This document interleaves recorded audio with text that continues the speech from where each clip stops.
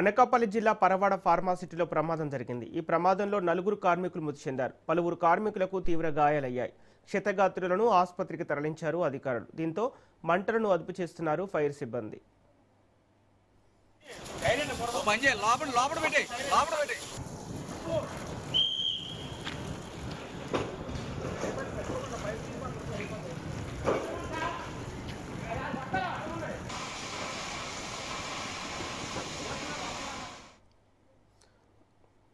అనకాపల్లి జిల్లా పరవాడలో ఫార్మాసిటీలో ప్రమాదం జరిగింది. ఈ ప్రమాదంలో 4 కార్మికులు మృతి చెందారు. పలువురు కార్మికులకు తీవ్ర గాయాలయ్యాయి. క్షతగాత్రులను ఆసుపత్రికి తరలించారు అధికారులు. దీంతో మంటలను అదుపు చేస్తున్నారు ఫైర్ సిబ్బంది. ఇదే అంశానికి సంబంధించి పూర్తి డీటెయిల్స్ మా ప్రతినిధి కిరణ్ అందిస్తారు. కిరణ్, అనకాపల్లి జిల్లాలో ఫార్మాసిటీలో ప్రమాదం జరిగినట్టు తెలుస్తోంది. అప్డేట్స్ ఏంటి? Good morning Sampath. ఏదైతే ఈరోజు ఉదయం సుమారు 6 గంటల ప్రాంతంలో అనకాపల్లి జిల్లా పరవాడ జేఎన్టీయు ఫార్మాలో ఉన్నటువంటి దక్షిణ ఎనర్జీ రీసైక్లింగ్ ప్లాంట్ లో బాయిలర్ పేలుడు జరిగింది.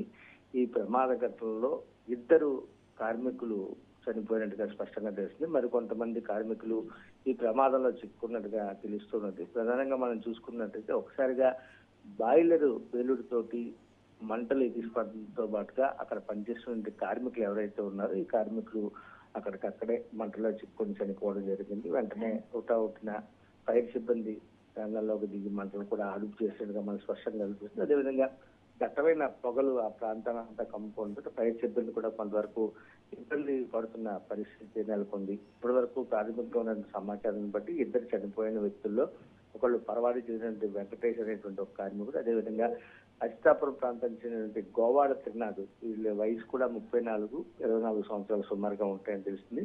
ఈ మృతదేహాలను వెంటనే పోస్ట్ మార్టం నిమిత్తం కూడాను కేజీహెచ్ కూడా తరలిస్తున్న పరిస్థితి నెలకొంది. అయితే ఈ దక్షిణ ఎనర్జీ రీసైక్లింగ్ ప్లాంట్ ఏదైతే ఉందో దీంట్లో ప్లాస్టిక్ ఫెరోసిస్ ఆయిల్, అదేవిధంగా కార్బన్ బ్లాక్ అనేవి తయారు చేస్తూ ఉంటారు.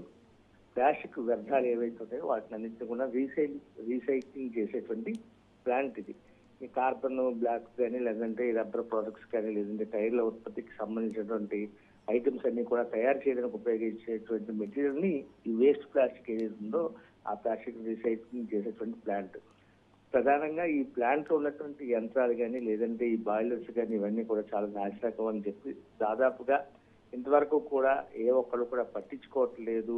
సరిగ్గా అక్కడ ఉన్నటువంటి ప్లాంట్ లో యంత్రాల నిర్వహణ ఎలా ఉందనేటువంటి కనీస భద్రతా ప్రమాణాలు లేకపోవడం వల్ల ఈ రోజు కార్మికులు ఇలా చనిపోయే పరిస్థితి నెలకొందని చెప్పి కార్మిక సంఘాల నాయకులు అయితే ఆరోపిస్తున్న పరిస్థితి. ఇప్పటికైనా సరే అధికార యంత్రాంగం, అదేవిధంగా స్థానిక ప్రజాప్రతినిధులు అక్కడికి వచ్చి అసలు ఎంటైర్ ఇక్కడ దక్షిణ ఎనర్జీ అనే కాదు ఉన్నటువంటి కర్మాగారాలు ఏవైతే ఉన్నాయో వాటన్నిటిని కూడా తనిఖీలు నిర్వహించాల్సిన అవసరం ఉంది. కార్మికుల ప్రాణాలు కోల్పోయే పరిస్థితులు నెలకొందని చెప్పి కార్మిక సంఘాలు ఆవేదన వ్యక్తం చేస్తున్న పరిస్థితి ఉంది. సంపత్ మొత్తం మీద మనం చూసుకున్నట్టయితే ఈ రోజు ఉదయం జరిగినటువంటి సంఘటనలు ఇప్పటి వరకు చూసుకున్నట్టయితే 2 కార్మికులు అయితే మాత్రం చనిపోయినట్టుగా స్పష్టంగా ఉంది. మరి కొంతమంది మంటలో చిక్కుకున్నట్టుగా కూడా తెలుస్తున్న పరిస్థితి సంపత్.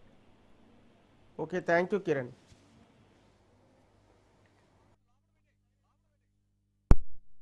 పరవాడ ఫార్మాసిటీని ఆనుకొని ఉన్నటువంటి ఇండస్ట్రియల్ పార్క్లో ఘోర ప్రమాదం అనేటువంటిది ఇప్పుడే చోటు చేసుకుంది. దక్షిణ ఎనర్జీ అనే కంపెనీలో సుమారుగా 4 కార్మికులు మృతి చెంది ఉంటారనేటువంటిది ఇప్పటికే ఉన్నటువంటి సమాచారం.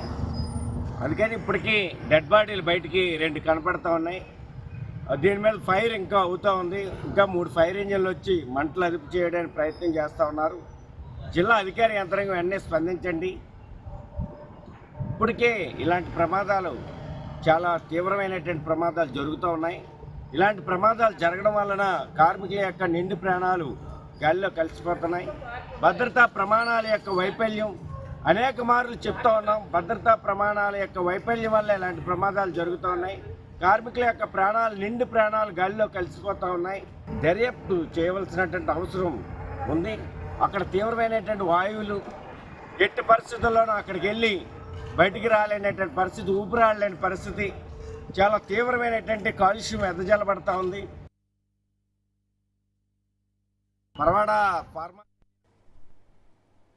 బులెటిన్లో షార్ట్ బ్రేక్ తీసుకుందాం.